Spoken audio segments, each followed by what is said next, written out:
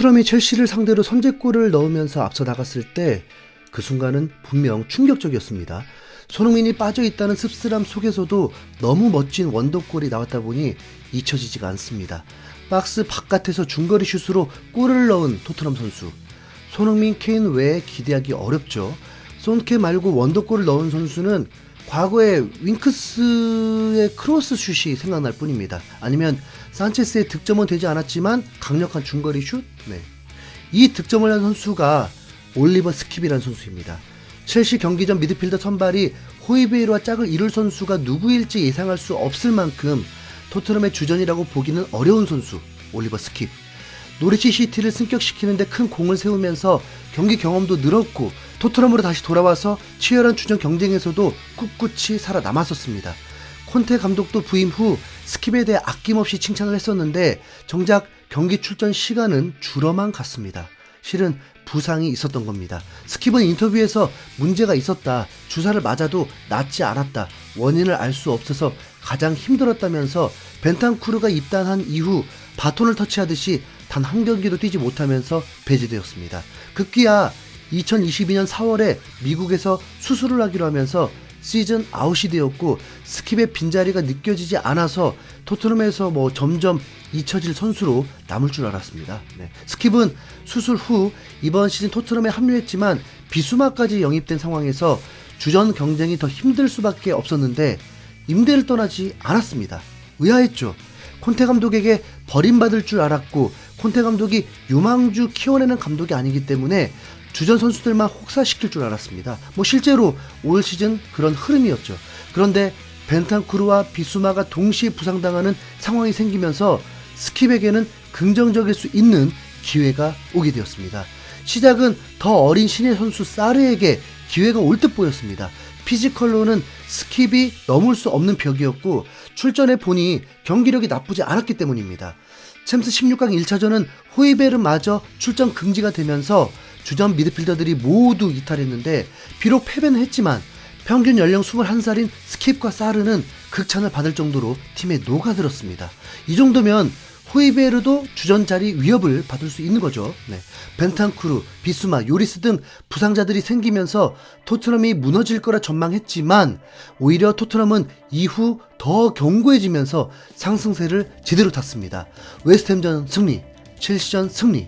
스킵은 웨스트햄전에 공격 포인트 없이도 평점 8점을 받는 대활약을 펼쳤고 첼시전에서는 득점 포함 평점 8.3의 MOM으로 선정되었습니다. 스킵이 드라마를 쓰고 있는 것입니다.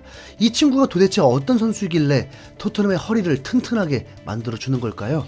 스킵은 2013년에 토트넘 유소년 클럽에 입단했고 2018년 포체티노의 감독의 부름을 받으면서 프로 경험을 시작하게 되었습니다.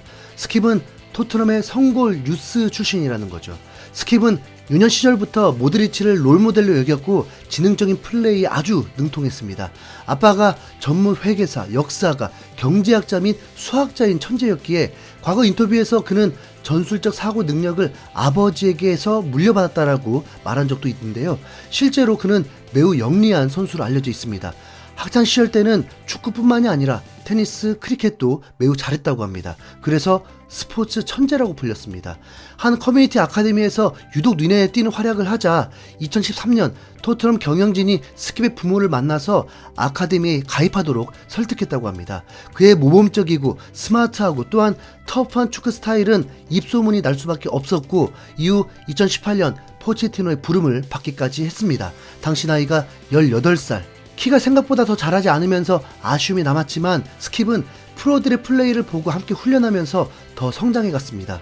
토트넘은 스킵을 토트넘의 미래 자원으로 확실히 분류했습니다. 그래서 2020-2021 시즌 2부 리그 노리치 시티로 한 시즌 임대를 보냈고 스킵은 노리치 시티의 주전이 되면서 팀을 승격시켜버리는 경이적인 활약을 했습니다. 스킵의 장점은 많은 활동량과 터프하게 끊어내는 수비가 장점입니다. 이런 선수는 보통 성격이 와일드하고 사고를 많이 치는데 스킵은 매우 침착하고 인성이 훌륭합니다. 그러니까 더 귀하겠죠. 이미 중학교 시절 럭비나 1500m 달리기를 테스트하면서 체력도 합격점을 받았기 때문에 경기에서도 활동량이 매우 훌륭한 편입니다. 노리치 시티로 임대 시절 46개의 정경기 풀타임 출장이면 말 다 했죠.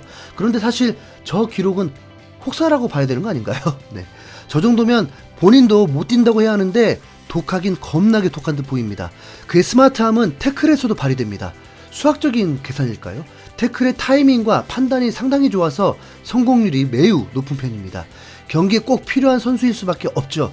그런데 왜 스킵이 벤탄쿠르, 호이베르에게 밀렸느냐? 첫 번째는 피지컬이고 두 번째는 패스 능력입니다.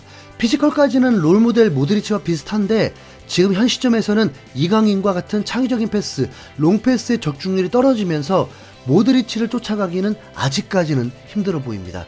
하지만 많은 전문가들은 은골로 캉테와는 매우 흡사하다고 평가하고 있습니다.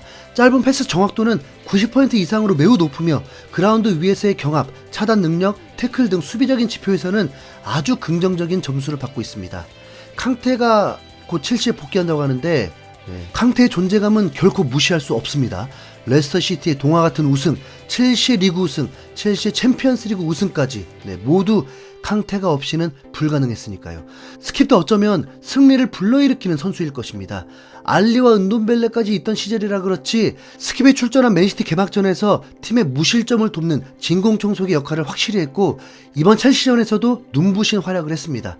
스킵이 술대까지 오른 상황에서 왜 2017년까지 장기 계약을 했는지 알 수 있는 활약입니다.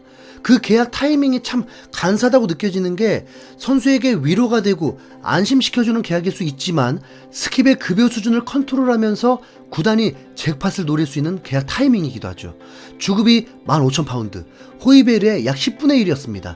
2,400만원 정도 되는 거죠. 레비 회장은 이 타이밍에 5만 파운드로 3.5배로 올려서 계약을 체결했습니다. 22살 나이에 주급 8천만원이면 어마어마한 금액이지만 캉테가 현재 30만 파운드 선수인 걸 감안하면 계약서에 연차별로 주급이 오르지 않는 이상 레비 회장이 제대로 후려친 것입니다. 22살 어린 나이니까 주급이 낮은 거라 판단한다면 큰 오산입니다. 레시포드는 이미 그 나이에 주급 20만 파운드를 받았고 아스날의 사카도 아스날 1군 데뷔했을 때가 스킵보다 2만 파운드가 더 많았고 제대로 활약하면서 14만 파운드로 재계약을 하려고 진행 중입니다. 그건 공격수 주급이지 않냐고요? 수비형 미드필더 중에 스킵보다 한 살 많은 웨스트햄의 라이스는 소속팀에서 이미 주급 20만 파운드의 재계약 요청을 거절하고 있고 B클럽에서 30만 파운드의 러브콜을 보내고 있습니다. 그의 이적료는 1억 유로에 육박합니다. 라이스보다 피지컬에서는 분명 밀리지만 수준급 미드필더라고 했을 때 그의 주급은 터무니없이 낮은 수준입니다. 레비 회장이 딜을 제대로 한 거죠. 스킵이 대활약을 하니까 그제서야 수술할 때 재계약이 이해 가더라고요. 레비스럽다. 스킵은 이번 첼시전의 원더골 하나로 더 업그레이드 될 수밖에 없습니다. 우선 자신감이 생기게 되죠. 콘테 감독 지휘 하에서는 미드필더 수비들까지도 공격에 가담시키고 슈팅을 하라고 지시하기 때문에 슈팅력이 필요했는데 그 전까지는 기회를 놓치거나 영양가 없는 슈팅들이었습니다. 경기 소화 시간이 10경기에 평균 38분밖에 안 됐으니까 스킵의 공격 가담 능력을 판단하기는 이르겠죠. 스킵은 구단에서 뿐만이 아니라 동료들, 함께 경험한 감독들도 매우 높이 평가하면서 토트넘의 미래라고 지켜세웠습니다. 에리센의 경우 내가 그를 좋아하는 이유는 그의 용기 때문이다. 그는 공을 잡는 것을 두려워하지 않고 앞으로 나아가는 것을 두려워하지 않으며 태클도 두려워하지 않는다. 그는 맞는 미드필더다. 무리뉴는 그는 어리지만 토트넘의 주장을 맡길 수 있는 선수다. 콘테 감독 또한 그는 중요한 유망주다. 그가 탑 미드필더가 되길 희망한다면 충분히 될 수 있다. 그리고 손흥민마저도 토트넘의 미래를 책임질 최고의 선수가 될 것이라고 극찬을 했습니다. 벤탄쿠르는 복귀하기까지 9개월의 시간이 걸린다고 했습니다. 비수마는 몇 주 안에 복귀하게 되지만 스킵의 지능을 따라오지 못하고 있습니다. 스킵의 존재감은 토트넘의 큰 보탬이 될 것입니다. 지금 현재 토트넘은 스킵뿐만 아니라 로메로 10점 만점, 로얄 8점, 반대쪽 날개를 수비 능력 좋은 선수 2명으로 랑글레 데이비스를 박아두면서 매우 안정적인 팀으로 변모했습니다.